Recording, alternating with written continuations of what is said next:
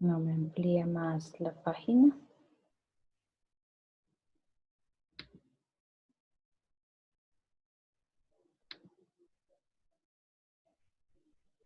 Bueno, no sé cómo ampliarla acá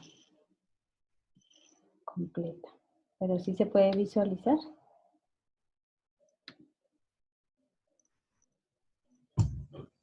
Sí, profe.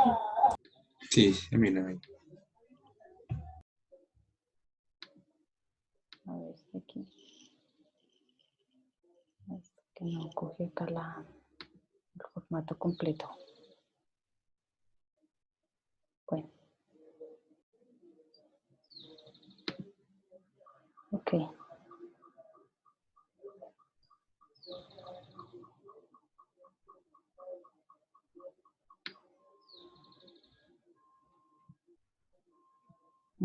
Perfecto. Listo, bueno, vamos a iniciar entonces con esta parte dentro de la extensión rural. Siempre es bueno y es necesario conocer cómo ha sido todo ese proceso de evolución, porque trabajamos con este tema y a dónde queremos llegar con el abordaje de estos conocimientos. Entonces nos vamos a remitir a lo que son los orígenes de la extensión en el mundo.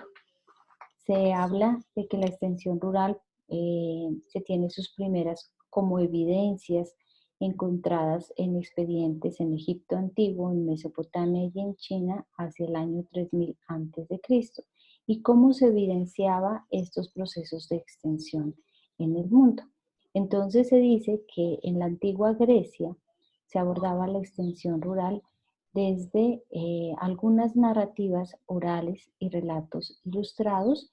Se evidenciaba también en todas aquellas leyendas y poesía relacionadas con estos temas de acompañamiento, de apoyo a procesos de la vida cotidiana de ese entonces, que eran procesos de producción, de recolección de productos, de alimentos, pero también se hablaba de la extensión a partir de lo que se conocía como preguntas y respuestas que se daban en procesos de caminatas y paseos naturalistas. Ustedes escuchaban y tal vez alguna vez lo leyeron cuando los maestros hacían sus caminatas, sus paseos con sus discípulos, ¿no es cierto?, con sus aprendices, y a lo largo de esas caminatas se explicaba, ¿no es cierto?, muchos aspectos de la vida real y de la vida cotidiana, y en ese caso, en ese tiempo, pues aspectos más que todos orientados a cómo era ese contexto de vida dentro de un proceso de producción, de recolección de alimentos y de aprovechamiento de estos alimentos. Entonces era compartir unos conocimientos y hacer algunas reflexiones sobre esto. Desde ese entonces, se orienta y se dice que los orígenes de la extensión en el mundo han tenido valiosos aportes europeos, por ejemplo, a la extensión rural, como aquellos que se han dado a través de la inspiración en el folclore, en la tradición oral, tradición escrita, pero también cuando a través de todo esto se expresaban esos conocimientos empíricos, conocimientos que se daban por lo que decíamos, la vida cotidiana, todo ese espacio de ensayo, tal vez de error, donde los procesos de producción llevaban a resultados muy satisfactorios, o muchas veces también procesos de aprovechamiento de esos recursos naturales, pero que en muchas ocasiones generaban un bienestar o generaban procesos realmente de contribución, pero en muchos otros también algunos aspectos que no eran tampoco tan positivos. Esos ensayos, como se dice, ensayo-error, llevaban a conocer y a tener nuevas experiencias, y esas experiencias también a compartirlas entre un grupo y otro. Actividades entonces de práctica, de asesorías en sitios de trabajo del productor. Esas asesorías ya son procesos de orientación, de formación. Y un ejemplo que se evidencia a nivel mundial es en Irlanda, hacia el siglo XIX, donde se habla del nacimiento de la extensión moderna para enfrentar una enfermedad muy grave que se dio en ese entonces en el cultivo de papa, que era esto o una enfermedad que arrasó con la gran mayoría de cultivo y esa era, digamos, como el cultivo que mantenía a toda esta población. Y por tanto, esto se lo conoció como la hambruna de Irlanda. Y lo que le dio a este cultivo esta enfermedad era una Phytophthora infestans, una enfermedad que atacó, arrasó y acabó con todo. Entonces, a partir de esto, nacen esos procesos de acompañamiento a los productores, de asesoramiento a los productores, para poder hacer un resurgimiento y un mejor proceso de producción para que no vuelva a ocurrir estos procesos pues tan drásticos que generaban unas consecuencias catastróficas, no solamente desde la parte, pues lógicamente económica, sino social, ambiental y también desde la parte de la parte pues de cultural de estas comunidades. Se hablaba también de una extensión rural en Estados Unidos ya hacia los años de 1800 en Massachusetts, donde surgen las sociedades para la promoción de la agricultura organizada. Y en Estados Unidos pues se fueron dando una serie de eventos importantes que marcaron, ¿no es cierto?, unos hitos importantes a nivel mundial que representan también unos aportes muy significativos como la Ley Morrin en 1862, a través de la cual se realizaron unas concesiones de tierra y se crean los famosos Land Grant College, que son unas instituciones al servicio cooperativo de la extensión, y luego estos Land Grant College, que eran unos sitios de formación, unas escuelas de formación, desde esa parte más de producción, de aprovechamiento de los recursos naturales, donde realmente se formaban para producir y para aprovechar adecuadamente el agua a través de sistemas de riego, el manejo del suelo con diferentes prácticas productivas, la parte pues de todo el manejo de los recursos. Y fue un resultado tan importante que luego estas escuelas, digamos, de formación toman cierto reconocimiento e importancia, que se empieza a tomar como este modelo, a implementarlo y a colocarlo dentro de unos planes de estudio donde la extensión toma gran importancia y se incluyen en las universidades. Entonces, viene un hecho también importante, que es el Acto de la Portilla en 1887, donde a través de este se empiezan a promover mucho más lo que son los sistemas de estaciones agrícolas experimentales en cada uno de los estados. Entonces, aquí estos sistemas de estaciones agrícolas experimentales hacen diversos procesos de investigación en relación a la parte genética, de mejoramiento, de un aprovechamiento de estos recursos para poder hacer procesos también de transferencia de la tecnología. Ya entonces más adelante, hacia el año de 1892, en Estados Unidos se habla de el primer director de un servicio de extensión. Entonces, en este caso, el señor Moulton, un inglés en la Universidad de Chicago, asume este reto de coordinar, dirigir lo que sería un servicio de extensión y cómo eso se proyectaba en los diferentes estados. Ya en 1914 se aprobó la ley Smith-Lever, por la cual se constituye el sistema de extensión en Estados Unidos. O sea, ya constituirlo como tal, como un sistema, eso quiere decir que se asume un proceso político-administrativo a través del cual ya se asignan unos recursos y toda una infraestructura y toda una dinámica también a nivel del personal para poder dirigir y orientar este sistema de extensión en Estados Unidos, a través del cual ya se reglamenta entonces realmente cómo impartir esta extensión en diferentes lugares y bajo diferentes contextos. De esta manera, la extensión rural en Estados Unidos se consolida entonces como un referente importante y hacia los años de 1944-1959 la Secretaría de Agricultura de Estados Unidos impulsa la extensión rural a nivel mundial. ¿Apoyada por qué? Apoyada por el Banco Mundial, por la FAO, por la OEA y por el BID. ¿Sí? Entonces estamos hablando, miren, empiezan ya a hacer todo un proceso de impartir esas experiencias en extensión rural, de impulsarla a nivel mundial hacia 1959. Yo aquí les hago una pregunta. ¿La Universidad de Nariño cuántos años tiene? ¿Cuándo fue creada? En 1904. En 1904, ¿no es cierto? Y la Facultad de Ciencias Agrícolas.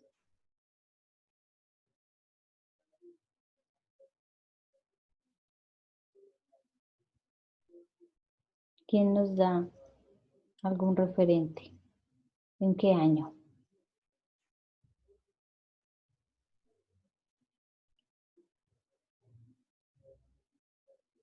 ¿Mm? Jóvenes.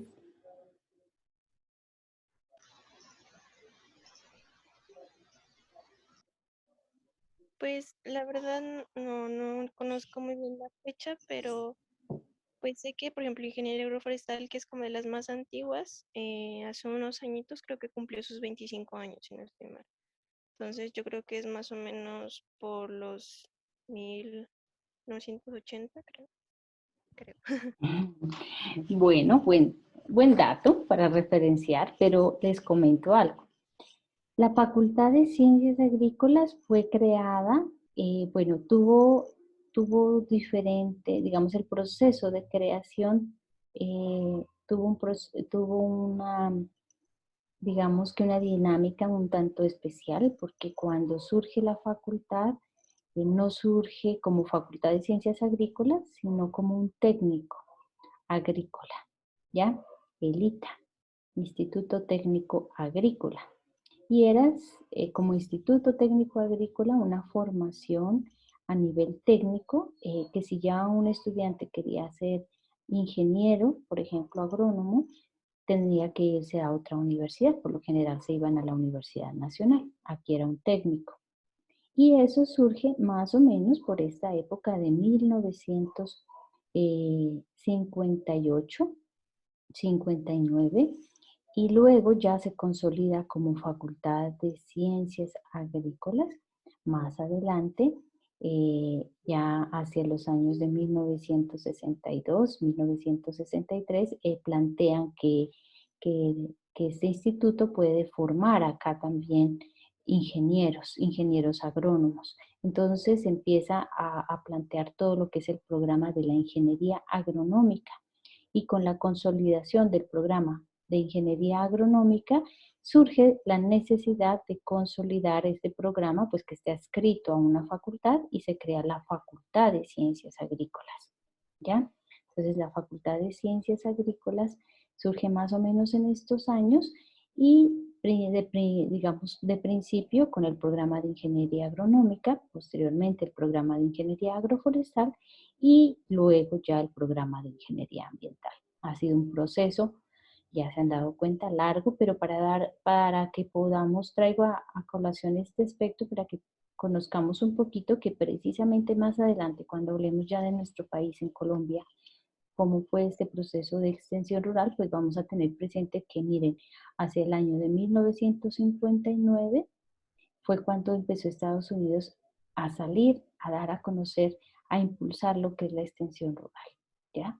¿Y cómo lo hacían? Con programas del Banco Mundial, de FAO, de la OEA y del BID, ¿sí? ¿Qué es la FAO? ¿Qué es la OEA? ¿Qué es el BID? ¿Quién nos ayuda?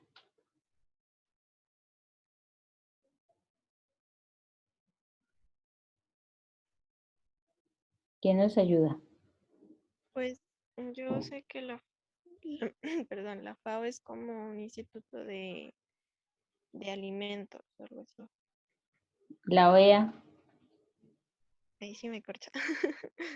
el BID, Igual joven, tampoco sé. tampoco, a ver, ¿quién le ayuda? Profe, esa es la organización de las Naciones Unidas por Alimentación y Agricultura. Para la alimentación y la agricultura, muy bien.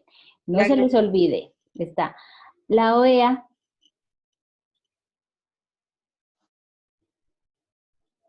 ¿quién nos- Organización de Estados Americanos, profe. exacto, y el BID, El Banco Interamericano de Desarrollo, profe. correcto. Cuando ustedes escuchen estas organizaciones, son por lo general las que financian proyectos, ¿no es cierto? Proyectos, y en este caso, por ejemplo, lo que mirabas, proyectos que impulsaban la extensión rural, ¿ya? Entonces, para que lo tengan presente, para que conozcan qué tipo de organizaciones a nivel mundial están desarrollando una serie de proyectos de intervención. Por ejemplo, bueno, ya hablábamos aquí, enfocándonos más un poquito, que empezó a tomar mucha fuerza, se empezó a impulsar mucho más lo que era la extensión rural en el mundo, y de esta manera se conoce a un personaje, al doctor Sneeman Canap, como la persona que lideró y que promovió mucho más lo que era la extensión en el mundo. Entonces se lo conoce como el padre de la extensión, porque fue el primero en utilizar las demostraciones como método de aprendizaje en el desarrollo, en el uso, en el manejo de los recursos naturales, y específicamente acá enfocándose en el cultivo de algodón. Entonces, era cómo explicar, cómo desarrollar adecuadamente un cultivo a través de un método de aprendizaje. Entonces, estas experiencias importantes llevaron a que otras personas que les apasionaba este tema se unieran y formaron un grupo de maestros de la agricultura. Y es así como empezó pues a promoverse mucho más este proceso de formación eh, en el mundo. En Colombia, si nos remitimos un poquito a lo que es la extensión en nuestro país, tenemos que inicialmente en nuestro país teníamos el Departamento Nacional de Agricultura y posteriormente pues pasó a consolidarse como el Ministerio de Agricultura. Pero inicialmente en el país lo que se trabajaba o como se orientaba esta era hacia la asistencia técnica agropecuaria, y así se conocía y se consolidó en el país como la ATA, Asistencia Técnica Agropecuaria en Colombia. Y digamos que en el país se puede hablar de tres grandes periodos en los cuales se evidencia claramente el desarrollo de este proceso de acompañamiento, que es el periodo 1, comprendido entre 1950 y 1980, al cual se le conoce como proteccionismo agropecuario y de revolución verde. O sea, en esa época, cuando empezó a llegar al país mucha tecnología desde la parte agropecuaria, la maquinaria agrícola, semillas mejoradas y todo este proceso, entonces se empezó a generar un apoyo desde el gobierno para que se estimulara estos procesos en el campo. Entonces, ¿cómo es ese proteccionismo? Porque el gobierno ayudaba y financiaba y apoyaba con créditos blandos a lo que era toda la adquisición de todos estos paquetes, digamos, tecnológicos en el campo.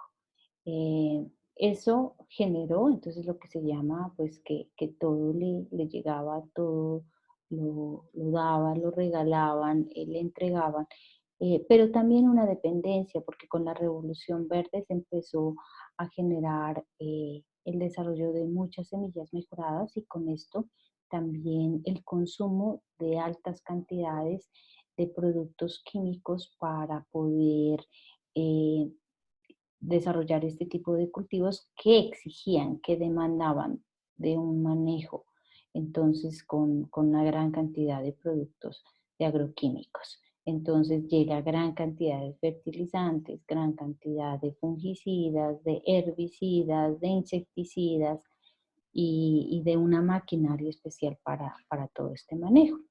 Entonces, este periodo, el primer periodo de 1950 a 1980 es el que se conoce como proteccionismo.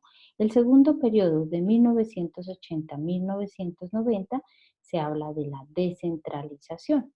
Entonces, si en el proteccionismo toda la parte de acompañamiento se tenía una dirección nacional, ya en el segundo periodo se habla que ese acompañamiento se empieza a delegar a cada uno de los departamentos. Entonces se descentraliza ese servicio, ¿sí?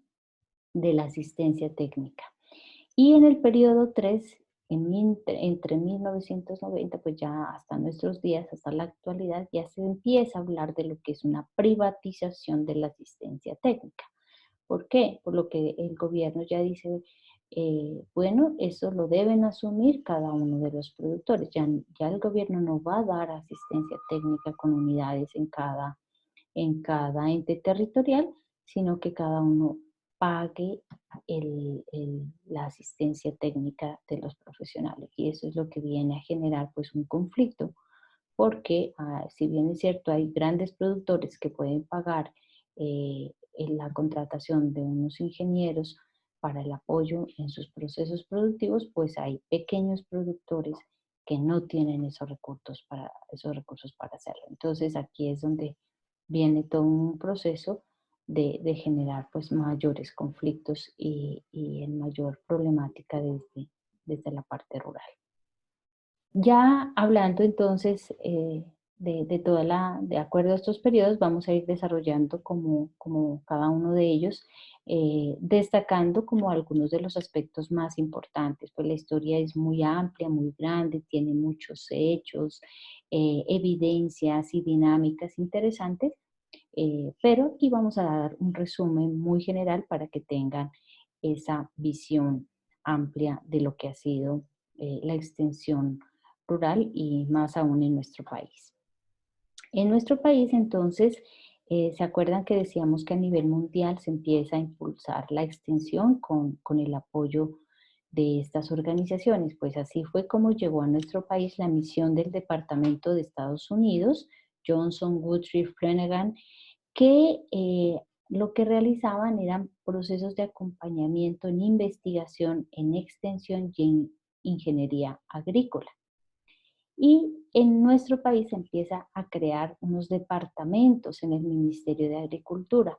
Entonces dice, bueno, con este referente vamos a crear también aquí lo que es el Departamento de Investigación, de Extensión y de Economía Agrícola, y estos empiezan a promover en el país la conformación de los gremios, de las organizaciones, de los institutos, ¿no es cierto? Se crea así entonces el Instituto de Fomento Algodonero hacia 1948. Colombia fue un referente muy importante en algodón. De hecho, ustedes saben que en el país también, pues hace muchos años atrás, se hablaba del gran referente que era Colombia en textiles también, sobre todo en la parte de Antioquia, ¿no es cierto?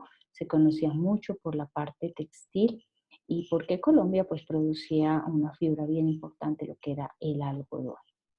¿Ya? La Fundación Rockefeller, hacia el año de 1949, fue una fundación que empezó a impulsar todo el proceso de investigación y un gran referente también para muchas zonas de nuestro país. Más adelante, pues impulsó la creación de otro tipo de organizaciones y ya se ve con mucho más auge hacia los años de 1950 y se empieza a crear la Federación de Arroceros también en Colombia, esa la parte del Huila, de todo este sector, la producción de arroz siendo muy significativa e importante. Se crea también lo que es el FEDEGAN hacia el año de 1955, el Fondos Ganaderos Departamentales. También a nivel del gremio de los cereales, ¿no? FENALCE, hacia 1960, ProCebada. De hecho, acá en el departamento de Nariño, éramos un departamento de alta producción de trigo y de cebada. No sé si alguien es de por allá de las zonas de Yacuanquer, alguien que conozca de la producción o que tradicionalmente acá en nuestro departamento se evidenciaba mucho la producción de trigo y de cebada y por el lado incluso, no sé si se ubican, por el Parque Bolívar, habían unas grandes bodegas de Bavaria donde se tenía pues estos procesos de acopio y de producción, porque se utilizaba también la cebada pues para la producción de cerveza, ¿no es cierto? Entonces, en nuestro departamento evidenciamos cómo aquí también, siendo el sector, digamos que agropecuario de gran importancia, pues también ha tenido muchas repercusiones en trabajar estos temas porque ha tenido grandes implicaciones desde la parte ambiental, ¿sí? Se hacía un manejo de acuerdo a las condiciones pues, de nuestros suelos, de los recursos como tal en el agua y teníamos unas producciones importantes que representaban un buen renglón en la producción en el país. La creación entonces del Servicio Técnico Agrícola Colomboamericano hacia 1953, lo que se conoció como ESTACA, fue de gran repercusión e importancia porque con este servicio técnico se empiezan pues asignar unos recursos financieros y empieza a generarse una importación de equipos. Ya hablábamos, acuérdense, en ese periodo donde se hablaba de la Revolución Verde y cómo eso impactó mucho porque se empieza a mirar mucha más el uso de maquinaria agrícola, de maquinaria para el campo, del apoyo de personal calificado y también de material didáctico para realizar los procesos de formación de este tipo de población. Estaca entonces trae todo un paquete que es el aprender a hacer haciendo, procesos de acompañamiento a las familias rurales en el desarrollo agrícola, se hacen procesos de asesoría desde el IICA, se hace una extensión ligada a campañas de mecanización y aquí es algo que tal vez si ustedes hablan que ustedes son de diferentes municipios, con lo que son sus papás o sus abuelos o tío abuelo, van a comentarles cómo se notó tanto esa llegada, digamos, de estos procesos de mecanización en el país, que incluso a veces sin tener y sin considerar cómo era realmente la diversidad de nuestro país. Hablamos que nuestro país es tan diverso en nuestras regiones como biodiverso en todos esos recursos que contamos, ¿no es cierto? Entonces era diferente que usted monte una mecanización en zonas planas, totalmente planas, a que se quiera meter mecanización en estas zonas de ladera. Entonces ahí es cuando empieza a generarse también muchos conflictos por la pertinencia de este tipo de maquinaria frente a los procesos de producción. Entonces lo que se buscaba era un aumento de la productividad y una reducción de costos. Sin embargo, lo que decimos, o sea, una cosa es los paquetes que se pueden traer y otra cosa es ya la aplicación de algo pertinente para cada región dada la diversidad que existe. Entonces, en Colombia se generaron pues ciertos problemas y conflictos por este tipo de tecnología y de paquetes que se querían implementar. En nuestro país también se da la integración de una división de investigación agropecuaria que se llamó DIA, con una oficina de investigaciones de la Fundación Rockefeller. Ya hablábamos que la fundación llegó y empezó a fortalecer estos procesos a nivel mundial y en nuestro país también. La Fundación Rockefeller hacia el año de 1955 empezó a generar ese tipo de apoyo desde la investigación agropecuaria. Y en nuestro país se destaca un personaje muy importante que es Orlando Fals Borda, hacia el año de 1958.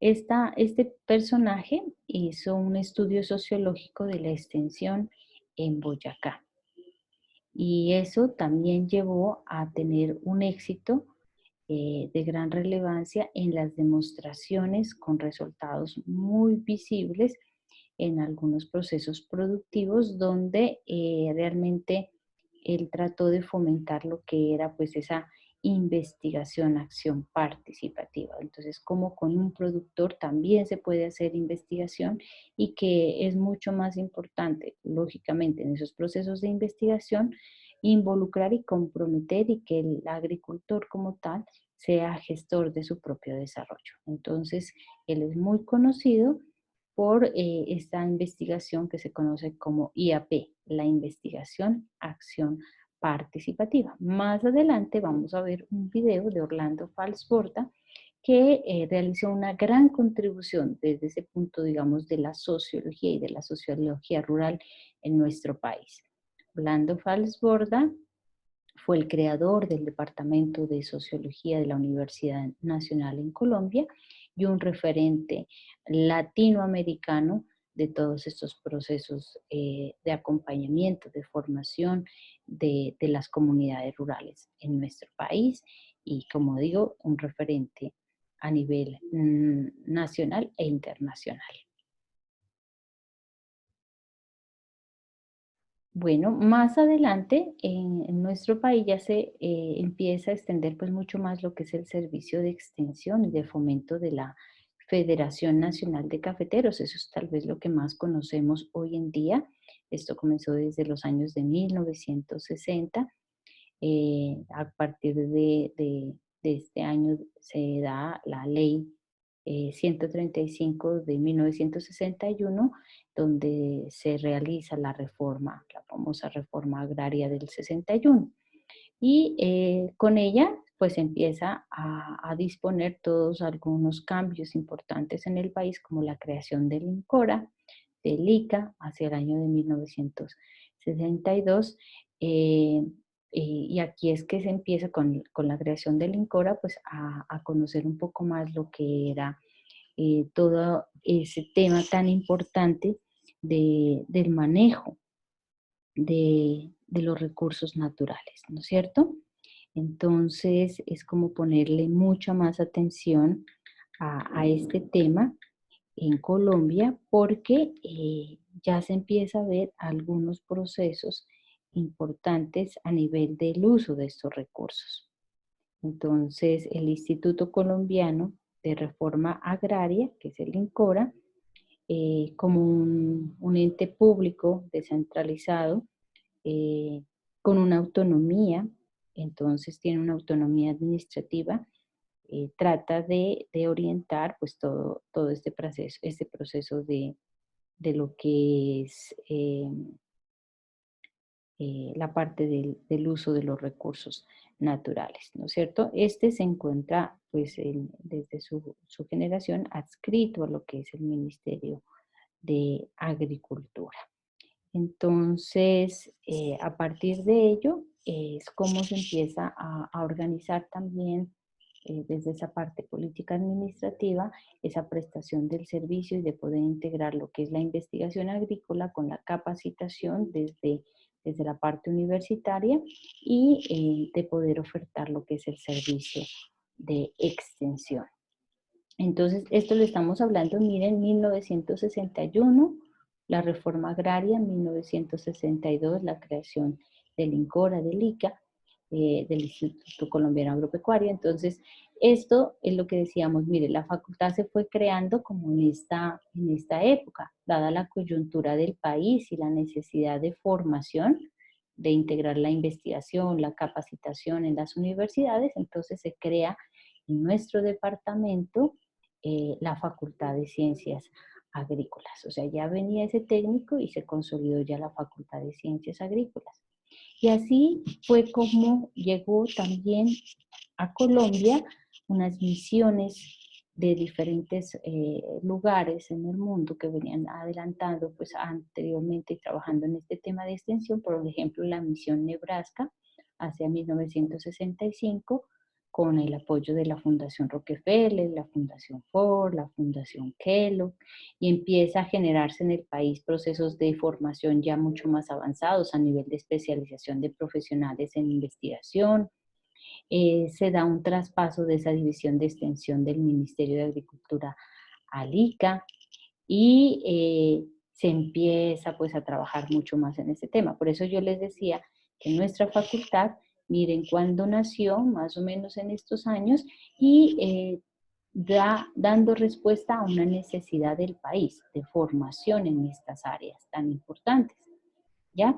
De hecho, a nuestra facultad llegaron los primeros, digamos, docentes, la facultad estaba conformada por la doctora Gudrun, una alemana que daba todo el tema de genética, de mejoramiento. Bueno, yo no la conocí, pero dicen que es una persona de gran conocimiento y que empezó a gestar acá en la facultad todo un proceso de investigación, de mejoramiento genético en Curuba. Curuba y en la granja de botana de la universidad se tienen y se conservan aún algunas colecciones de curuba recolectadas en el departamento de Nariño que incluso no existen en otros lugares. Entonces, desde ese entonces se ha generado esos procesos. En la facultad también se contó con la formación de españoles, profesores que daban las clases en nuestra facultad, porque no se tenía pues el personal aún acá disponible, pero ellos fueron los primeros docentes. Se tenía también otros docentes de otros países, desde el Centro Internacional de Investigación en Papa, se tenían docentes que daban cultivos de Perú, se tenía también docentes que vinieron de Estados Unidos y bueno, y así muchos más que fueron los que iniciaron, digamos, a la formación de las primeras generaciones en la Facultad de Ciencias Agrícolas y que contribuyeron mucho a la consolidación de nuestra facultad como un referente. De hecho, en ese tiempo existían muchos estudiantes de otras partes del país que venían acá a la Universidad de Nariño a formarse en estos temas, o sea, a cursar lo que era la ingeniería en ese entonces, ingeniería agronómica. Por eso se encuentran egresados de nuestra facultad en toda la parte, digamos, en todas las regiones de nuestro país y también se tiene referentes de muchos egresados en el mundo entero. Eso es como para que reconozcamos y valoremos que nuestra facultad ha tenido una trayectoria, tal vez algunos la conocían, otros no, pero ya la conocen, importante para valorar que todo el esfuerzo que ha hecho la facultad por siempre contribuir a la formación de profesionales idóneos, dadas las circunstancias, las condiciones y los contextos, y en este caso no solamente locales, sino del país. O sea, ¿qué demanda nuestro país? Profesionales idóneos en diferentes campos de acción, con una formación integral que de verdad contribuya a lo que son estos procesos de desarrollo. Y sobre todo desde ese campo también del desarrollo rural que tanto lo necesitamos. Y en este caso, por eso más adelante surgió lo que era la facultad, en la facultad del programa de Ingeniería Agroforestal y de Ingeniería Ambiental, que sabemos que es un programa que se le está tratando de dar esa orientación integral, esa formación mucho más holística, desde ese enfoque de sistemas para poder contribuir a procesos, ¿no es cierto?, de un manejo adecuado de nuestros recursos desde esa visión integral. Y por eso es que tratamos de que los ingenieros, los futuros ingenieros ambientales, conozcan esa dinámica que tan importante es en nuestra región y en el país, y sobre todo desde la parte, en este caso, también tan necesaria desde lo rural. Bueno, entonces, en nuestro país, como decimos, se pasa y se empieza a fomentar mucho esa consolidación de esos gremios, como el Instituto de Fomento Tabacalero. Entonces, hemos hablado del algodón, muy importante en nuestro país, pero también el cultivo de tabaco fue un cultivo representado, digamos, un cultivo que marcó un hito importante en el país, una buena contribución dentro del desarrollo en el país, al igual que también el arroz, y que actualmente pues tiene, digamos, el primer lugar lo ocupa el café. ¿Ya? Se han fomentado ya muchos aspectos, ya miramos esa trayectoria, y hacia el año de los años 60, 70, pues las demostraciones de método humanizado, o sea, ya se toma esos referentes que decíamos de estudios de investigación de Orlando Falsborda, y se pone, digamos, que al servicio de extensión, de acompañamiento de un productor desde la orientación adecuada, del uso adecuado de esos recursos naturales a través de unos métodos que de verdad generen procesos de apropiación de conocimiento adecuados y pertinentes. Entonces, un ejemplo claro en Colombia es todo el proceso que ha venido adelantando la Federación Nacional de Cafeteros. Está también generando apoyo en todo este sistema de extensión, de acuerdo a su orientación, a los objetivos, la Caja Agraria y el Programa de Desarrollo Comunitario del INCORA. Entonces, hacia el año ya, entre los años 80 y 90, pues vemos que en Colombia se ha venido generando una serie de transformaciones de las instituciones político-administrativas de acompañamiento en el sector rural. Colombia, por ejemplo, el Fondo de Cofinanciación para la Inversión Rural, el DRI, apoyó mucho sobre todo los sistemas de riego para diferentes regiones del país. Más adelante, hacia 1989, se crea el Sistema Nacional de Transferencia de Tecnología Agropecuaria, el SINTAP, y se traslada la responsabilidad del servicio de acompañamiento a los municipios mediante un decreto que es el 1946 de 1989. Aquí se acuerda lo que hablábamos de descentralización, o sea, ya no es a nivel nacional con el ministerio directamente que maneja el recurso, sino que pasan adjudican unos recursos a cada departamento para que se encargue de hacer todo ese proceso de transferencia de tecnología agropecuaria. Esa es la descentralización. Y se crean entonces también a nivel del país, por ejemplo en el año 94, PRONATA, es el Programa Nacional de Transferencia de Tecnología Agropecuaria con financiación del Banco Mundial. Y aquí es cuando en el país empieza a ver, bueno, si usted quiere adquirir unos recursos del Banco Mundial, tiene que presentar proyectos. Entonces, PRONATA incluso forma, capacita en todo lo que es el desarrollo, en la formulación, en el diseño de proyectos con el Programa Nacional de Transferencia de Tecnología Agropecuaria. Entonces, para poder acceder a unos recursos, pues se debería empezar por elaborar esos proyectos, y es así como se empieza a trabajar mucho más en esta área. Ya hacia el año 2000, la ley 607 se enfoca a ampliar el campo de la asistencia técnica. ¿Cómo hacerlo? Entonces, se fomentan las famosas UMATAs, las unidades municipales de asistencia técnica agropecuaria, en cada una de de los entes territoriales en nuestro país, en cada uno de los departamentos y en cada uno de los municipios. Entonces, ustedes, por ejemplo, conocen, ¿no es cierto?, en su municipio, por ejemplo, han escuchado, han oído hablar sobre la humata, ¿cierto? Por ejemplo, en la Unión, Geraldine, Vanessa, ¿sí está conectada?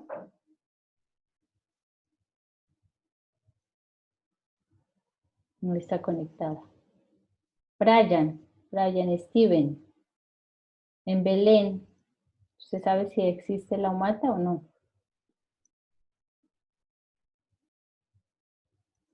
Tampoco está. En Sí Putumayo. existe, profe, acá en el municipio.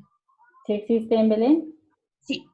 Exacto, ya se dan cuenta, miren, que incluso, es lo que vamos a hablar más adelante, empezaron a cambiar. Hacia el año 2004 se habla del CPGA, el decreto 2980 del 2004, habla de que se haga una modificación de estas unidades municipales de asistencia técnica y que se consideren como unos centros provinciales de gestión agroempresarial, con miras a que tengan un equipo mucho más diverso de profesionales que se puedan encargar de dirigir, de orientar más ese trabajo desde esa parte rural y orientado más hacia la gestión agroempresarial. Entonces dice, bueno, deben cambiarse las sumatas por unos centros provinciales de gestión agroempresarial que cuenten con un equipo de ingenieros agrónomos, ambientales, de trabajo social, zootecnistas, todo un equipo interdisciplinario que apoye realmente el desarrollo rural. Y entonces es así como esto ha generado pues ciertos cambios y esos cambios han generado también cierta resistencia porque ya saben pues algunos procesos al manejo político no se realizan de la mejor manera y lo que han generado es algunos aspectos de limitación en la prestación del servicio y del acompañamiento. Hacia los años 80 y 90 también hablamos, ya más adelante, hacia el año 2007, del famoso programa Agroingreso Seguro, el AIS.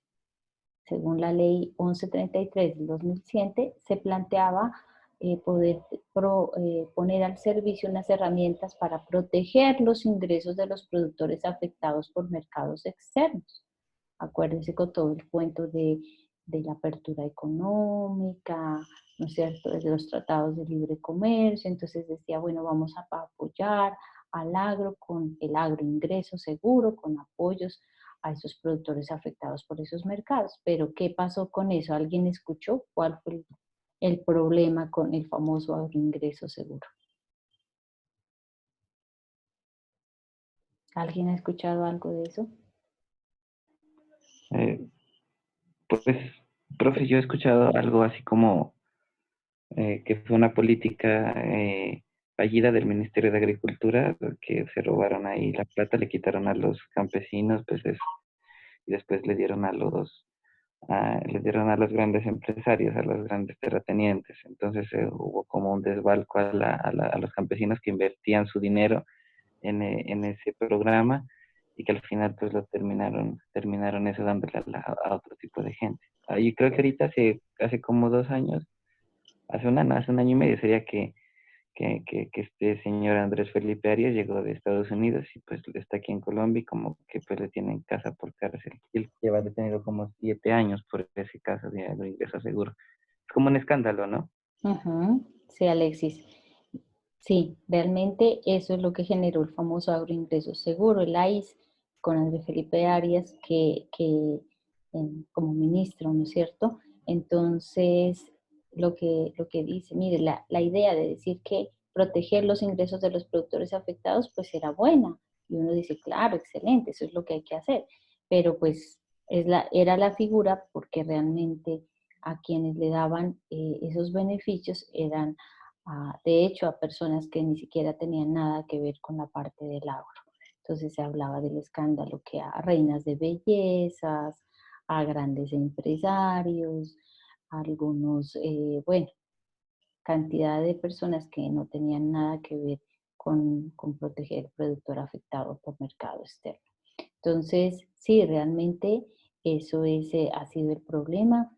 Y muchas veces hemos visto también este tema. Por ejemplo, después lo que se creó para dejar eso atrás por todo el problema que generó, se le da otra figura y se habla de un incentivo a la productividad para el fortalecimiento de la asistencia técnica, el famoso IAT, pero también hablamos de que se presentan muchas irregularidades en esos incentivos y en otorgarle a quien realmente no necesita. Y los que realmente necesitan, pues siguen en el mismo proceso y por eso es que vemos un estancamiento realmente en la parte rural de nuestro país que tiene tanto potencial y que ustedes más que nadie que conocen ahora y que tienen unas bases muy fuertes desde lo ambiental, se dan cuenta que en lo rural existe un gran potencial, que desafortunadamente el país se ha descuidado de lo rural, porque si nosotros conserváramos y apoyáramos y que de verdad estas políticas se orientaran muy bien a la parte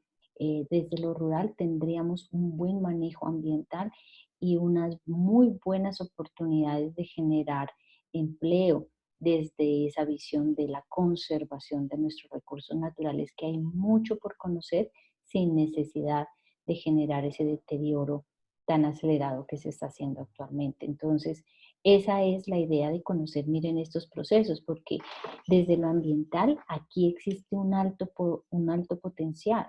Es como darle una mirada a nuestro sector rural, que si nos enfocamos nada más en nuestro departamento de Nariño, y que ustedes conocen diversos municipios, son de diversos municipios, conocen la realidad rural y se dan cuenta que de verdad si tuviéramos unas buenas vías de comunicación, ¿no es cierto? Eso le facilitaría a un productor la comercialización de sus productos.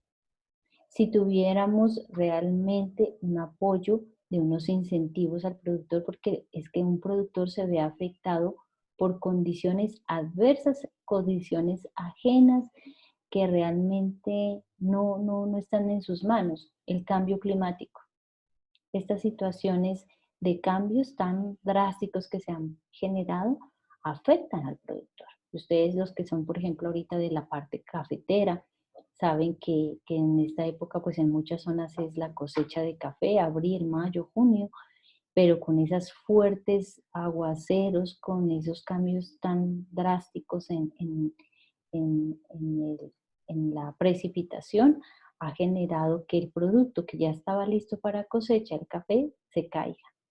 Al caerse el fruto, pues genera un problema porque dejar frutos rojos en el cultivo son focos de infección. Viene la broca, los atacan diferentes plagas y estas plagas pues van trayendo consigo también enfermedades y lo que se genera pues es un deterioro del cultivo, ¿ya?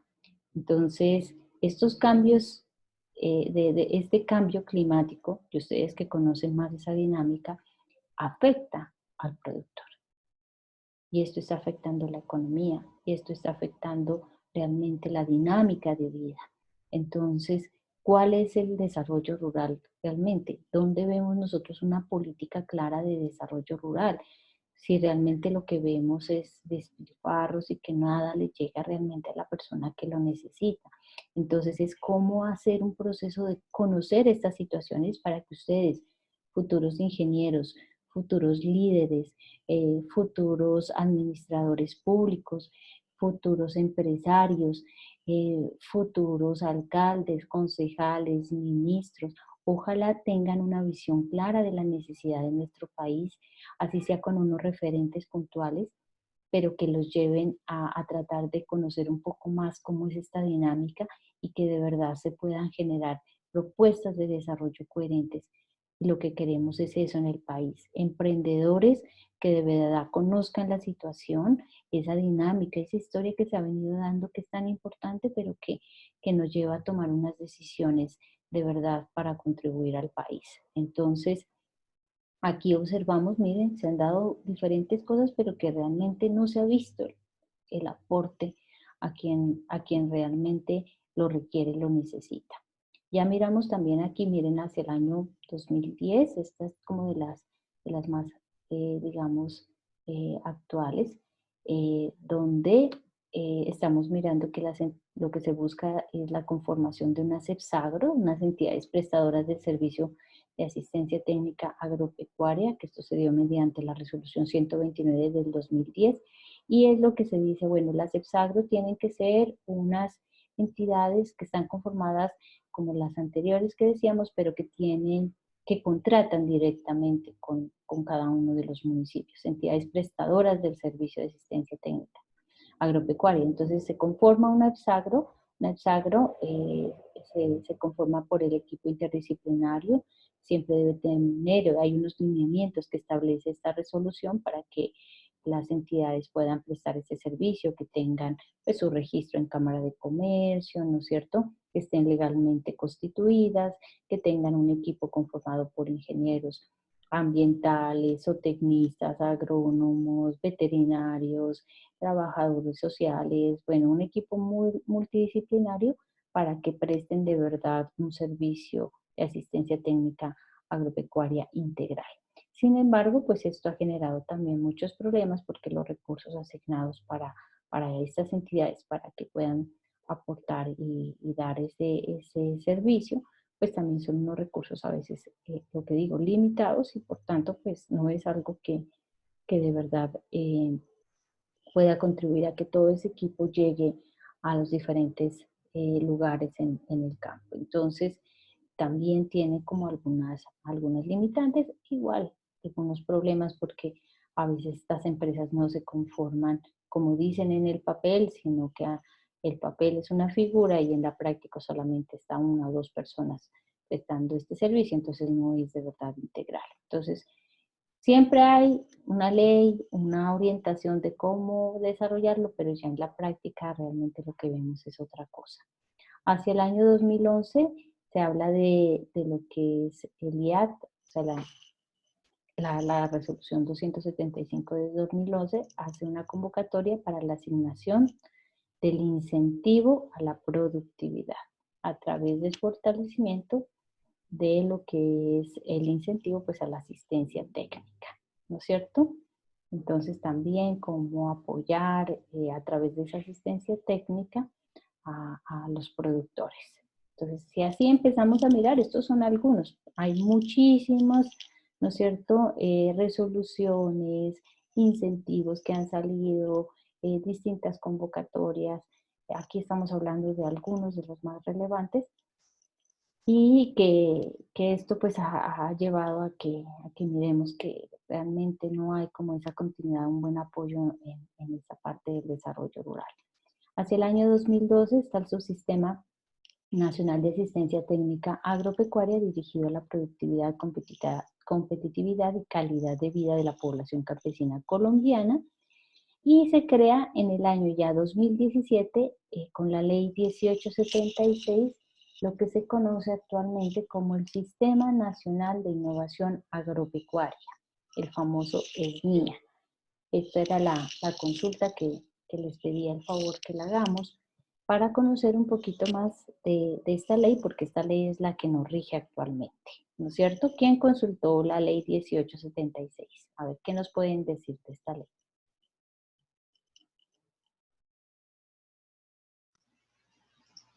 Acá, profe. ¿Te escucha?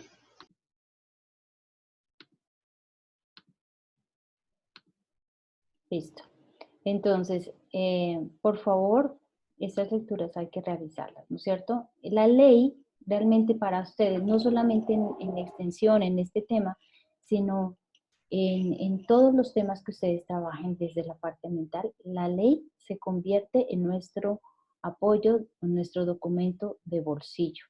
Entonces, la ley es un referente bien importante que ustedes lo pueden tener. Si ustedes están realizando una consultoría, prestando una asistencia técnica donde ustedes estén orientando algún proceso, donde ustedes estén desarrollando un proyecto, ustedes estén desarrollando su propia empresa, su propio proyecto de desarrollo, ¿sí? La ley siempre va a ser un buen referente. ¿Por qué? Porque usted puede argumentar y fundamentar su trabajo, su propuesta desde la ley, ¿sí? En la ley está claramente estipulado cuál es el objeto, definiciones y principios. Por ejemplo, en este caso estamos hablando de esta ley, la 1876, a través de la cual dice que se crea el Sistema Nacional de Innovación Agropecuaria y se dictan otras disposiciones. ¿Eso qué quiere decir a nivel de nuestro país? Ya no se va a hablar, en este caso, de la asistencia técnica como se venía trabajando o como se venía orientando desde la ley 607 que hablábamos del año 2000, sino que ahora se dice que es una extensión agropecuaria, que eso es algo mucho más diferente, mucho más amplio, ¿no es cierto?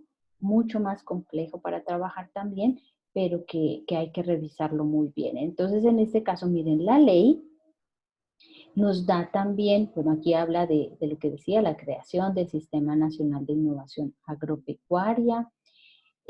Aquí vamos a conocer también los instrumentos de planificación y participación. Mire que esto es muy importante desde la parte ambiental, de tener unas plataformas de gestión, de procesos de implementación, de mecanismos de financiación, de seguimiento, de evaluación. Esto es bien importante a tenerlo en cuenta y a conocerlo, pero también aquí nos habla de algo interesantísimo. Mire, todo lo anterior como herramienta fundamental para lograr que las acciones de investigación, de desarrollo tecnológico, de transferencia de tecnología, de gestión del conocimiento, de formación, de capacitación y extensión soporten efectivamente los procesos de innovación requeridos para mejorar la productividad, la competitividad y la sostenibilidad del sector agropecuario colombiano.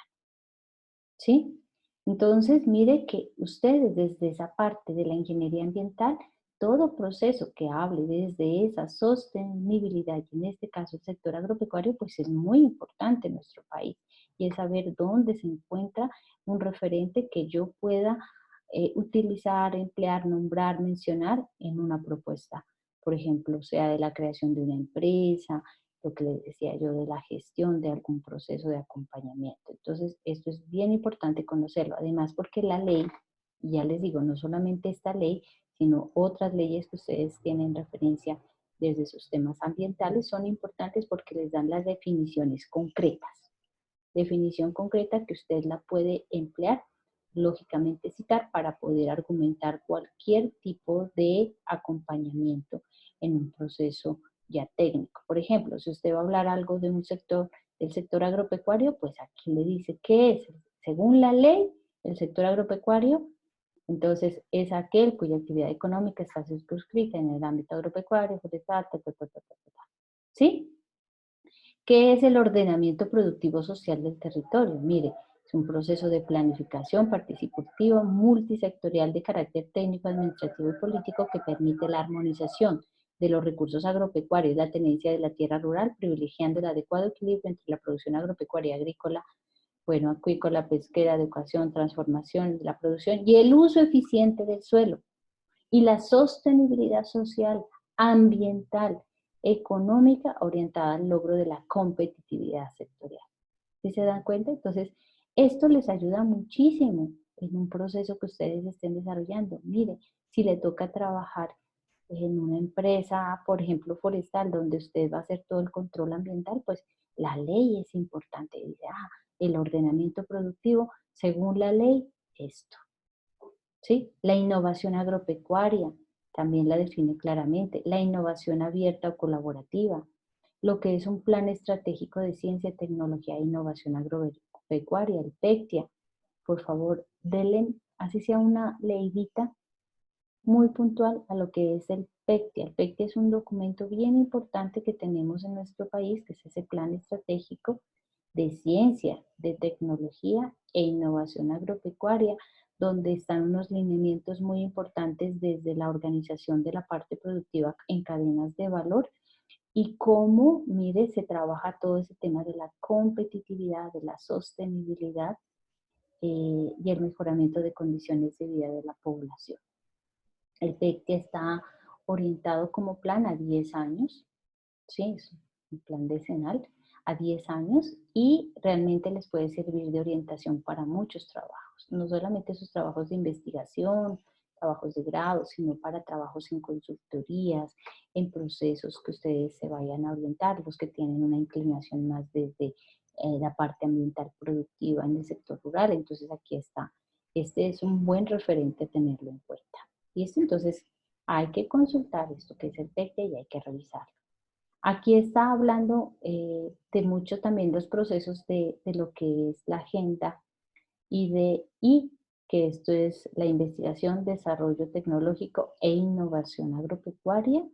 Esto es lo que se viene orientando también para la presentación. Mucho se debe orientar a esa presentación de los proyectos que hablamos de conciencias. Entonces, estos proyectos tienen mucho que ver o se relacionan con un eje importante dentro de lo que es la dinámica nacional de la investigación, del desarrollo tecnológico y de la innovación agropecuaria. Entonces, mire que ¿dónde lo encuentran? Aquí está en la ley.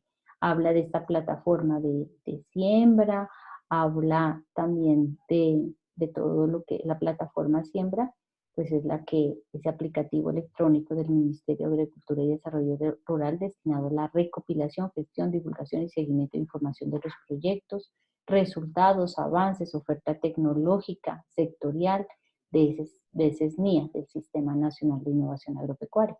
También está y les habla, y aquí lo recalca como algo también importante, de lo que es LINCATA, que es la comunidad temática dirigida a gestionar, divulgar, transferir conocimientos y tecnologías agropecuarias. Está también los sistemas territoriales de innovación agropecuaria. Miren, cuando ustedes les digan, ustedes conocen de los ESTI, ¿qué es eso? Dentro de la parte de desarrollo territorial. Ni idea, no, pues ya ustedes deben conocer que son sistemas territoriales de innovación. Entonces, ¿a qué se orientan, no es cierto? A incrementar y mejorar capacidades de aprendizaje, de gestión de conocimiento agropecuario e innovación.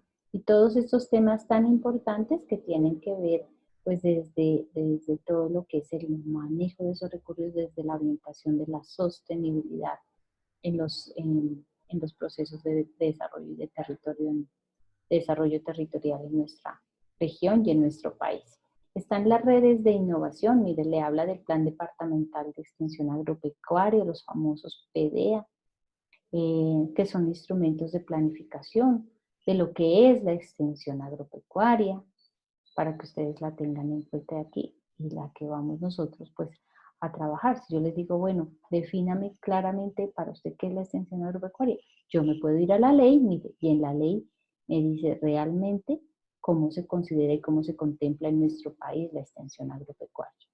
Y así sucesivamente, miren, hablamos de ruralidad, de los parques científicos tecnológicos de innovación, de la organización comunitaria, y todos estos aspectos del enfoque territorial que se entiende por enfoque diferencial, por enfoque de asociatividad, por ordenamiento social y uso productivo del territorio, por la participación de actores en el SNIA, el desarrollo sostenible, y así podemos hablar de muchos otros temas.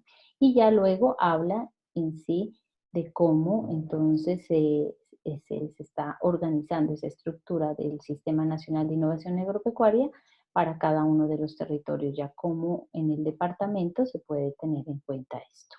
¿Listo? Entonces miren que la ley es muy agradable leerla porque es algo que realmente les va a aportar, les va a servir, porque el día de mañana si necesitan algún tema relacionado con ello, pues ustedes ya saben dónde consultarlo, dónde encontrarlo y que está muy claramente definido, muy claramente especificado. Si ustedes van a ser parte de la construcción de un proyecto para conciencias, donde se deben apoyar, estas leyes les sirven para apoyarse, para conocer y para poder orientar mejor su proyecto. Entonces, es necesario conocerlo, al menos de saber qué información tiene a la mano. Esta parte, por ejemplo, de actores del Subsistema Nacional de Extensión Agropecuario, es saber qué es un DNP, el Departamento Nacional de Planeación, Ministerio de Agricultura y Desarrollo Rural, MADR, qué es la ADR, la Agencia de Desarrollo Rural. La Agencia de Desarrollo Rural está trabajando mucho desde la parte ambiental, tiene todo un equipo interdisciplinario y con expertos también, ingenieros ambientales. La ADR es muy importante, la vamos también a invitar para que les dé una orientación, una charla sobre ese quehacer de la Agencia de Desarrollo Rural. La Agencia de Renovación del Territorio, está también pues lo que es ahora, antes era Corpoica, ahora es Agrosavia, el ICA, Instituto Colombiano Agropecuario, que es el Sistema Nacional de Aprendizaje, el SENA, cómo trabaja. Esto lo vamos a ver desde el punto de vista de los negocios verdes, el Banco Agrario y así sucesivamente, miren. Entonces, esto es importante, los famosos consejos municipales de desarrollo rural, que es lo que quería que, mire, que lo investiguen. Entonces, eso es algo bien importante que nosotros necesitamos tenerlo claro. Entonces, por favor, esta es una lectura recomendada que deben hacerla, que fácilmente la encuentran por internet y que la pueden revisar. ¿Listo? ¿Alguna pregunta hasta el momento? Comparto aquí la pantalla. Ahora sí. ¿Sí observamos? ¿De qué es la extensión? ¿Sí? ¿Sí estamos observando la pantalla? Sí, profe.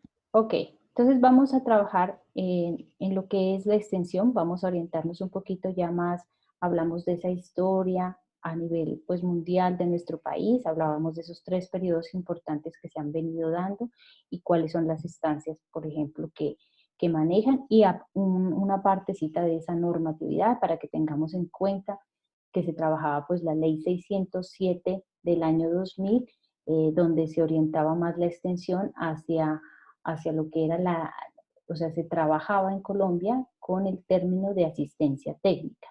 Ya con la nueva ley 1876 del 2017, lo que se dice es no trabajamos o no nos orientamos solamente a una asistencia técnica, sino a la extensión agropecuaria. ¿Sí? Para que lo tengan claro. 607, asistencia técnica, ley 1876 habla de la extensión agropecuaria. ¿Listo? Y así es como se debe seguir trabajando y manejando. Entonces, si ustedes escuchan algo de que habla la asistencia técnica, eso estaba orientado así desde la ley 607, pero ahora se hizo una actualización, digamos, un replanteamiento de lo que es ese proceso, y ya se habla de la extensión agropecuaria. Bueno, vamos a hablar entonces de lo que es la extensión. La extensión también vamos a hacer un recorrido histórico para llegar a hablar un poco más ya de acuerdo, y ya ustedes van a leer qué es la extensión agropecuaria de acuerdo a la ley, eso sí lo van a leer ustedes, ya les mostré, la ley lo tiene súper claro y bien definido, pero vamos a hacer este recuento y para mirar como qué elementos, qué palabras claves, qué orientación clave se le daba como en estas distintas décadas. Vamos a hablar desde 1949, se hablaba de la tarea, que la extensión era la tarea central para ayudar a las familias rurales, para que ellos puedan aplicar la ciencia a sus rutinas diarias de cultivar. Mire, eso estamos hablando como en 1949, ¿no es cierto? Y ya estamos en 2021, imagínense. Entonces decía, tarea, ayudar a las familias en su rutina.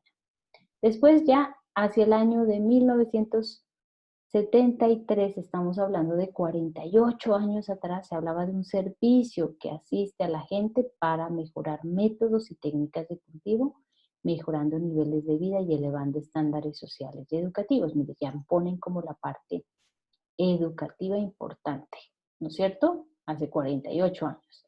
Ya hablamos en el 97. Se hablaba de la extensión como el intercambio de la información y transferencia de habilidades. Ya habla de un intercambio, es algo que va como de un lado y otro. En el 2004 estamos hablando ya de 27 años, 20, sí, más o menos, intervenciones comunicativas, ya habla, mire, de la comunicación, yo les voy diciendo aquí, vamos sacando como palabritas claves para desarrollar innovaciones que ayudan a resolver situaciones problemáticas.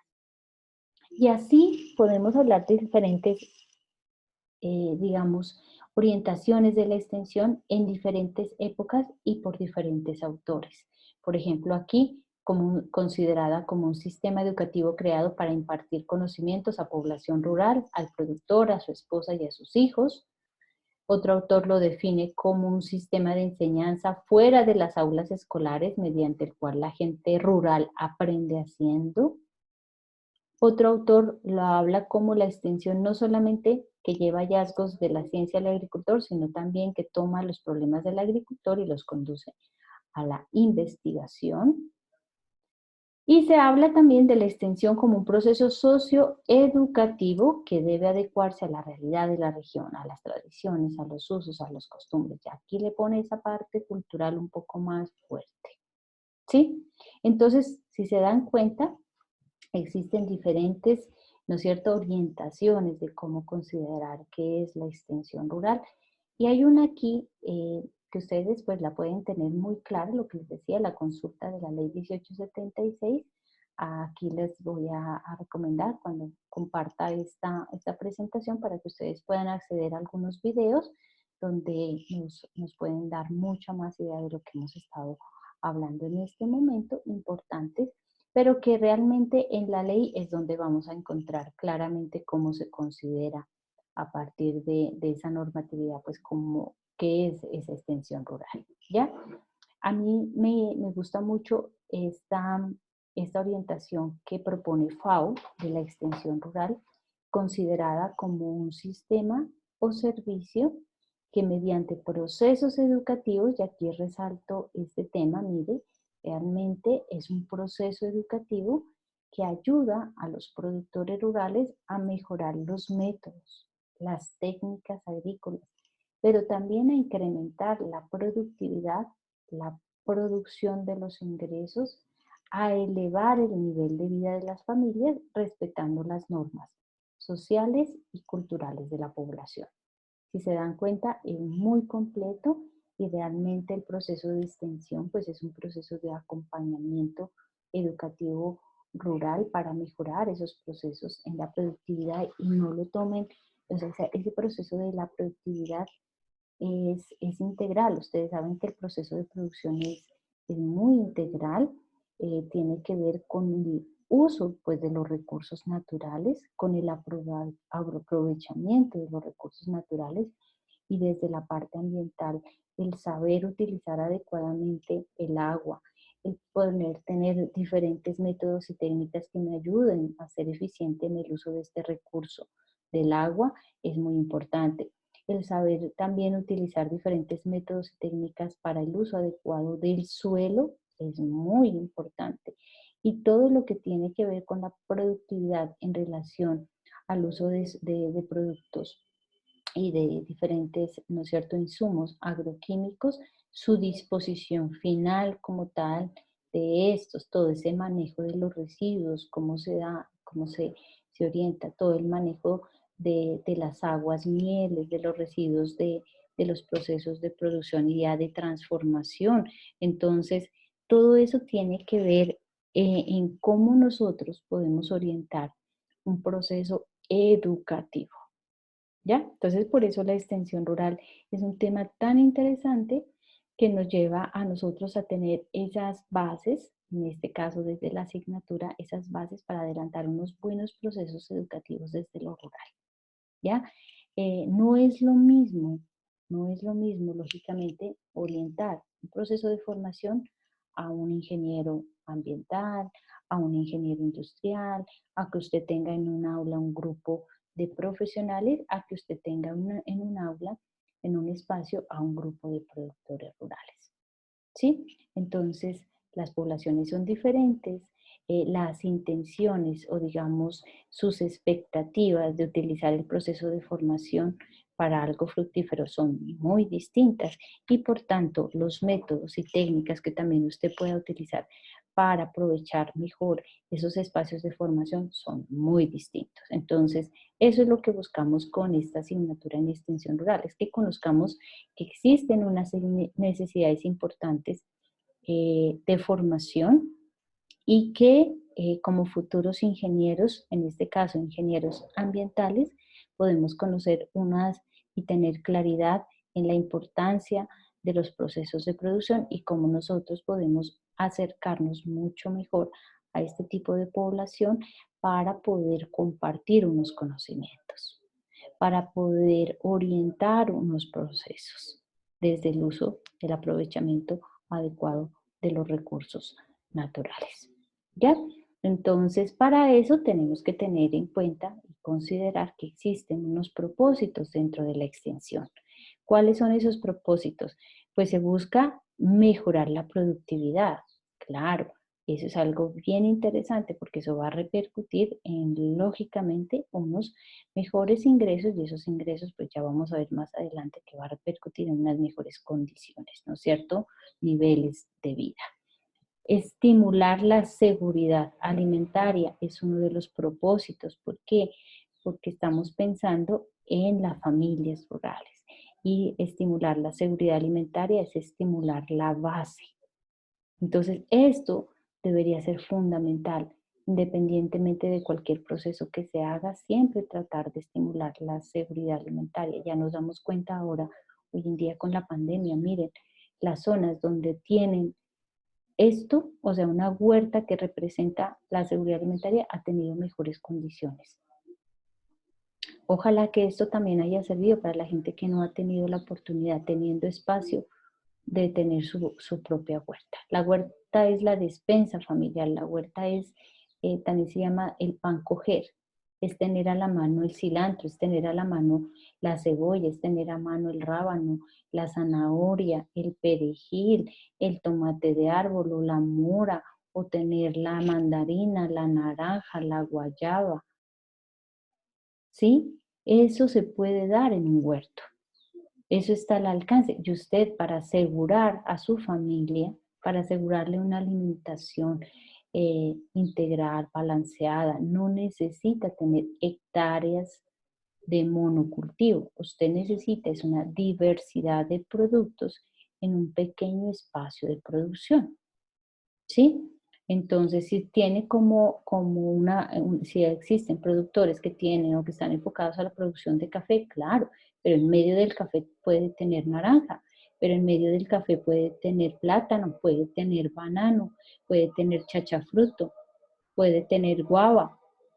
En los alrededores del cultivo de café puede tener aromáticas, ¿sí? En los alrededores del cultivo de café puede tener también otras especies que les pueden servir, especies, la guayabilla, la guayaba. Cuando soquean el café y tiene que esperar unos años para volver a tener producción, pues puede sembrar perfectamente frijol y maíz, puede sembrar yuca, puede tener otros cultivos que le van a servir, pero también en su proceso de transformación ya y de aprovechamiento del grano en café, puede tener unas, ¿no es cierto?, aguas mieles, tiene que tener un manejo adecuado de esas aguas mieles. ¿Por qué? Porque si no hace un manejo adecuado, pues eso va a perjudicar también condiciones de vida adecuadas de una familia. Esa pulpa puede transformarla en un abono orgánico que, como son cantidades no tan grandes, usted las puede manejar perfectamente para los diferentes cultivos y lógicamente para aprovechar como un abono orgánico en un huerto. Y eso te está contribuyendo a la seguridad alimentaria. Entonces, son propósitos de la extensión tener en cuenta que obviamente se busca mejorar la productividad, pero también estimular la seguridad alimentaria, pero también motivar a la familia a apreciar la vida en el campo, a que nosotros necesitamos ese desarrollo rural. ¿Cómo es ese desarrollo rural? Que apreciemos la vida del campo, que la hagamos más agradable, que de verdad hagamos prácticas que nos sirvan para mejorar las condiciones de vida en el campo. ¿Sí? Profe, Dígame. ¿puedo preguntar algo? Claro, adelante. En casos, pues lo que voy entendiendo, si esta sería de la parte rural. Digamos, yo aquí en mi casa, vivo aquí en el centro, digamos, del municipio, pero yo tengo un solar grandísimo, pues mi familia, ¿no? Y en caso de que yo quiera sembrar algo, ¿puedo pedir apoyo? O sea, ¿puedo pedir esas ayudas? Así sea aquí en el municipio, así aquí en el pueblo. Claro, por eso se llama la Unidad Municipal de Asistencia Técnica Agropecuaria, la UMATA. En algunos municipios está como UMATA, en otros como se llama también la División de Secretaría de Agricultura, Secretaría de Agricultura y Servicio Ambiental, o se llama también la EPSAGRO. O sea, depende de cómo la tenga planteada en cada municipio, pero ellos son los que prestan ese apoyo de acompañamiento, de orientación.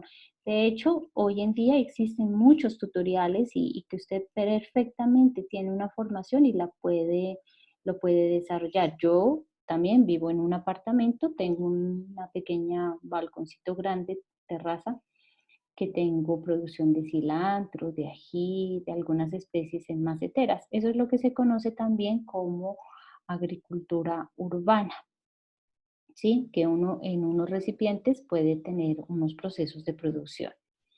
Ahora, así en esa manera, digamos, cuando no hay un suelo como tal, sino apoyándose pues con recipientes, ¿no es cierto? Se puede trabajar perfectamente. De hecho, existe lo que se llama dentro de esta agricultura urbana o periurbana, los famosos hidropónicos.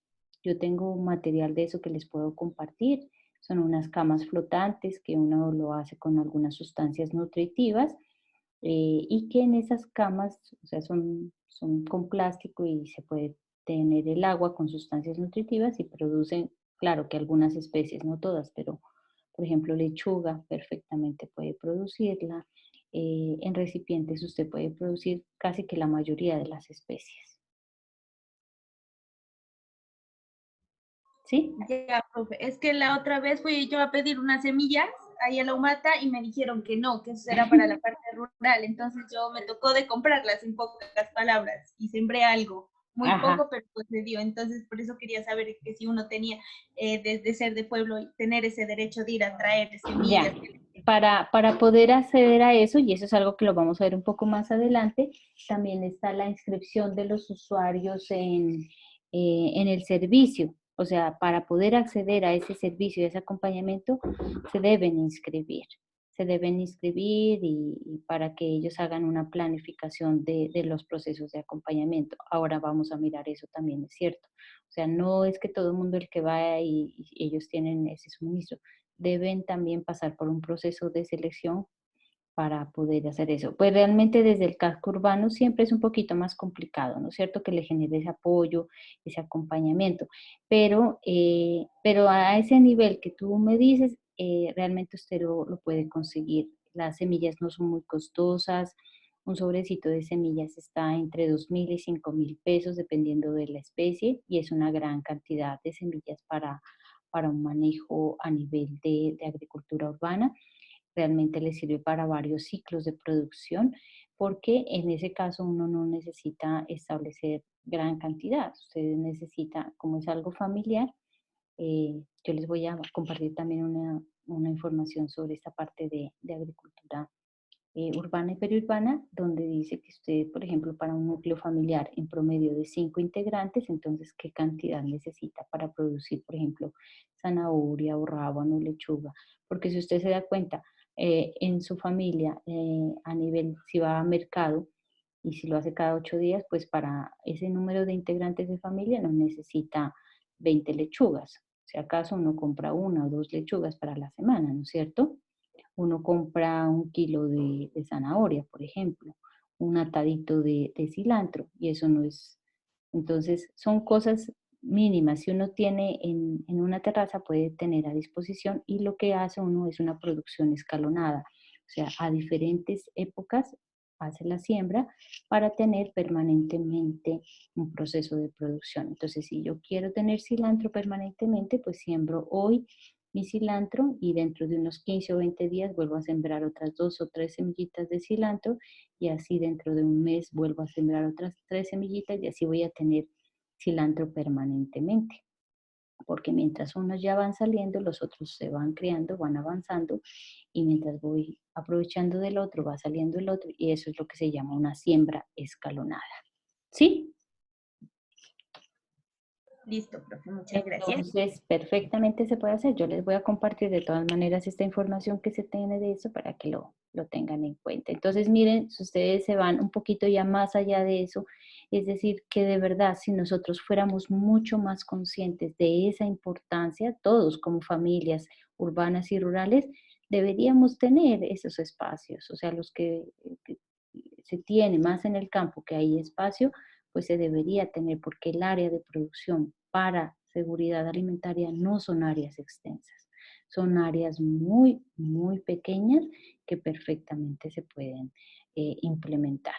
¿Ya? Entonces, eso es algo muy necesario y que necesitamos para garantizar, y ahora con la pandemia, lo que yo les decía, garantizar la vida cuando no se podía salir, cuando no se podía ir al mercado, cuando existía mucho riesgo.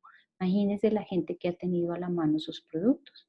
¿Eso qué le genera? Seguridad, una seguridad alimentaria. Entonces, miren qué tan relevante y tan importante es y que nosotros todavía en nuestra región podemos contar con eso, entonces aprovecharlo al máximo.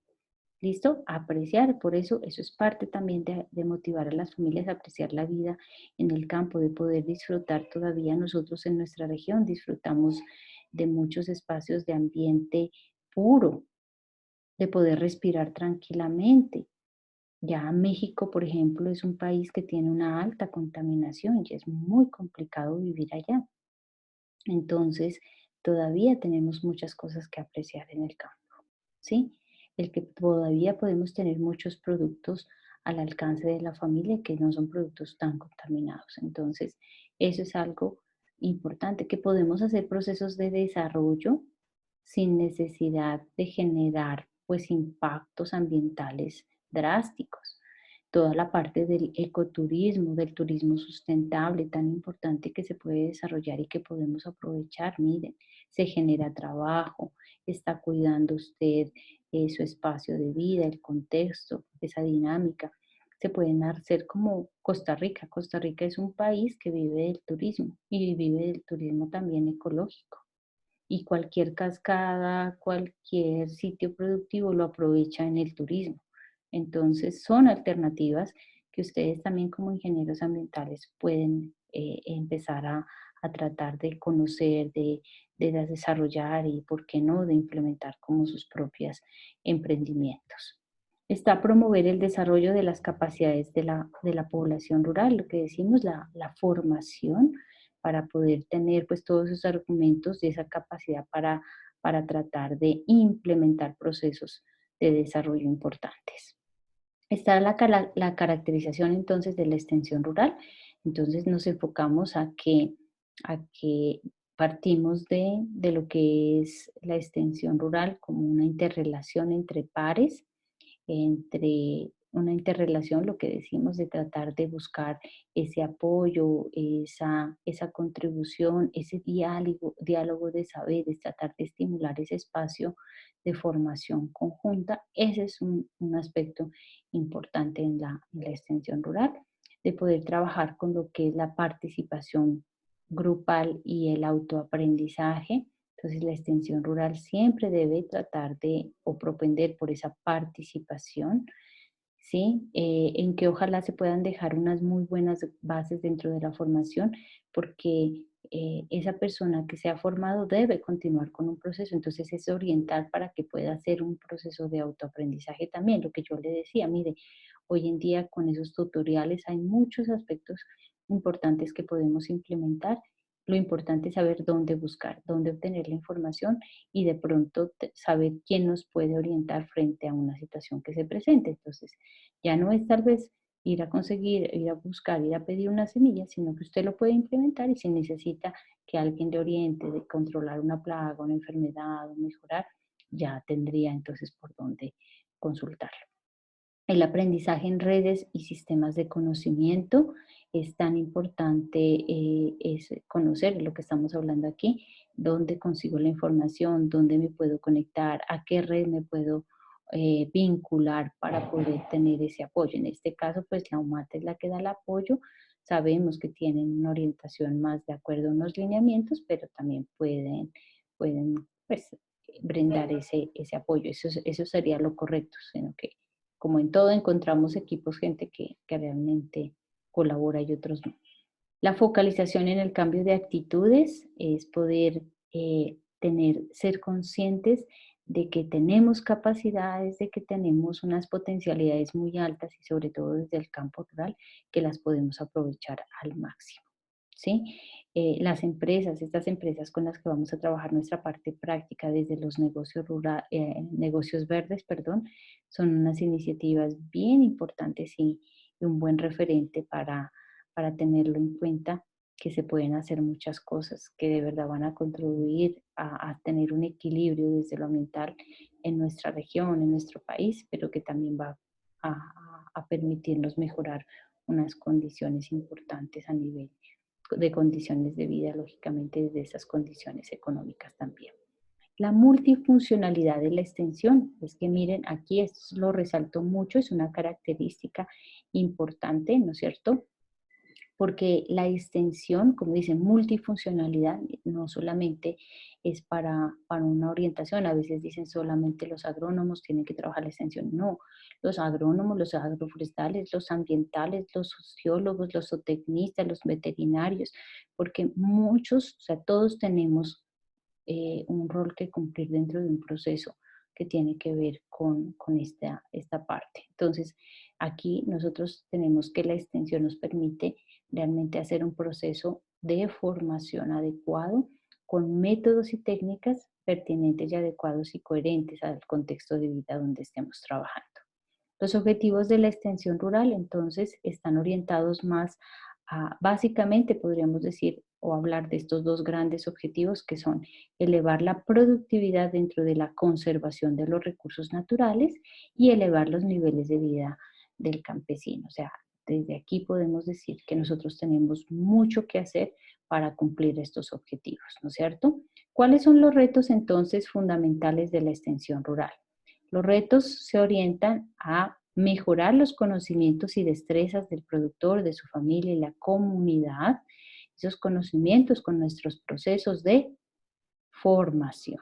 Y por eso vamos a conocer cómo hacer una capacitación, cómo trabajar con un grupo, cómo orientar todo el proceso, cómo sintetizar nuestros contenidos, cómo generar un ambiente de aprendizaje adecuado. Eso es lo que buscamos, tener esas herramientas, claridad en las técnicas, en las diferentes metodologías para poder orientar mejor esos conocimientos, ¿cierto? Para que realmente quien sea partícipe de esos procesos de formación, pues realmente le generemos un cambio, le contribuyamos a generar un cambio y nosotros facilitamos el proceso. Generar cambios de actitud y aportar en la construcción de capacidades para el desarrollo humano y social. Ese es un reto importante porque el cambio de actitud, pues en relación a un proceso que dice desarrollo humano y social y donde realmente una orientación, si nosotros tenemos conciencia de la importancia del uso adecuado de un recurso, pues vamos a poder aportar a ese desarrollo. Y está considerar y superar limitaciones financieras y organizaciones de todo tipo, ¿no es cierto? La idea es que nosotros podamos orientar también esos procesos de que se pueda organizar también la comunidad. Acuérdense que hoy en día muchos proyectos, muchos procesos de acompañamiento se dan en la medida en que la población esté organizada. Entonces, el trabajo colaborativo es una tendencia y hay que tenerla en cuenta y hay que poder generar espacios de compartir, de apoyarse y de poder buscar como una meta común. Está también la importancia de la extensión rural.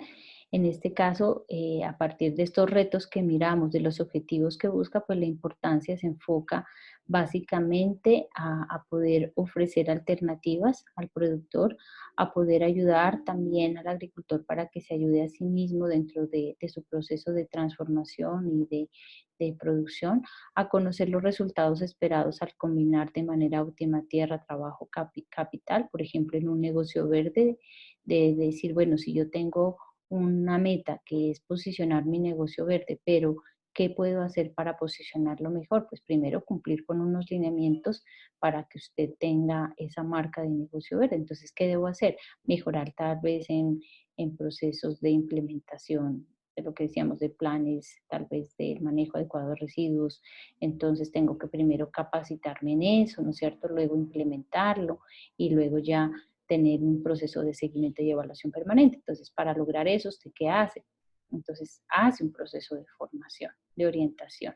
Resultados tecnológicos al alcance de los agricultores. Muchas veces la tecnología no se conoce, las mismas metodologías, procesos, técnicas no se conocen.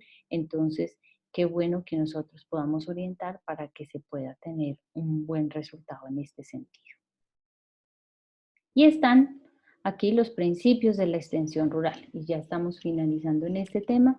Los principios que hemos venido hablando también de muchos de ellos, utilizar metodologías pues democráticas, tomar como base la familia, no discriminar ni por raza, ni por política, ni por religión, que se debe conocer la cultura, y esto aquí lo resalto, de la gente para trabajar en armonía con ella. La cultura pues varía de un lugar a otro, entonces es muy importante saber con quién vamos a trabajar, qué tipo de población, para poder orientar mejor nuestro proceso de acompañamiento y facilitar nuestros procesos. Ser parte de, ¿qué? Del nivel y conocimiento previo de la población beneficiaria, o sea, siempre debemos saber con quién vamos a trabajar y cómo podemos orientar ese proceso. Trabajo paso a paso sin adelantarse a la comunidad, son procesos que muchas veces nos vamos a encontrar con comunidades que tienen un alto nivel de analfabetismo, comunidades que tal vez manejan unos niveles pues, de formación muy diferentes, entonces hay que ser muy pacientes, tolerantes y sobre todo responsables con estos procesos para adelantarlos paso a paso, respetando los ritmos de aprendizaje y que se debe tener una actitud para aprender de la gente. O sea, siempre tenemos algo que enseñar, pero también algo que aprender y eso hay que valorarlo. Eso es lo que nosotros conocemos o también después vamos a trabajar con lo que se llama diálogo de saberes, diálogo de conocimientos, ¿no es cierto? Poder compartir esos conocimientos. Y la problemática pues de los servicios de extensión rural, finalmente lo que hablaban algunos de los compañeros, vamos a encontrar una escasa participación de familias rurales, muchas veces deficiente capacitación de los extensionistas en estrategias y metodologías que multipliquen la efectividad de los programas de extensión. Por eso es necesario formarnos, por eso es que tenemos esta asignatura en el programa. Es necesario formarnos para tener conocimiento de esas metodologías, para poder ser más efectivos en estos procesos. Muchas veces se va a encontrar como problemas la falta de respaldo, de apoyo, de orientación hacia el extensionista, la baja remuneración, la escasa integración y coordinación entre instituciones, y ya lo vamos a ver esta tarde en el estudio de caso que ustedes van a presentar con los roles de cada uno de estos, digamos, grupos, qué problemas se presentan y también cómo podemos nosotros salir adelante y considerar algunos aspectos clave para mejorarlos. La deficiente planificación de los servicios y proyectos de extensión. Muchas veces un problema también que se presenta es que los programas de extensión no se ajustan a la realidad, los hacen gente que ni siquiera conoce la región y por eso pues son descontextualizados, y la falta de evaluación del servicio. Entonces, realmente cuando no se evalúa lo que se está realizando, pues se va a encontrar tal vez fallas que nunca se van a mejorar o a superar. Entonces, eso es algo siempre necesario de tener procesos de seguimiento y evaluación permanentes. ¿Listo? ¿Preguntas hasta el momento? ¿No tenemos preguntas? Pues espero que les haya gustado esta información general. Ya se dan cuenta, es una introducción a todo este gran campo de lo que es la extensión. Los invito para que en la tarde hablemos ya y nos enfocamos un poquito más a cómo se puede operativizar eso dentro de cada uno de los entes territoriales, en cada departamento y en cada municipio. Vamos a hablar ya de cómo se desarrolla este proceso y este servicio. Y nos vamos a enfocar ya al estudio de caso de facilitadores de cambio. Perfecto, entonces arrancamos a las 2 de la tarde y arrancamos la primera parte con esa orientación desde esa parte de la política agraria, desde la operatividad de estos procesos, y posteriormente cada uno de los grupos va a hacer la presentación de su trabajo de facilitadores de cambio. Arrancamos con el grupo 1 de contexto, luego el grupo 2 de extensionistas, el grupo 3 de coordinadores y el 4 de comunidad. ¿Correcto?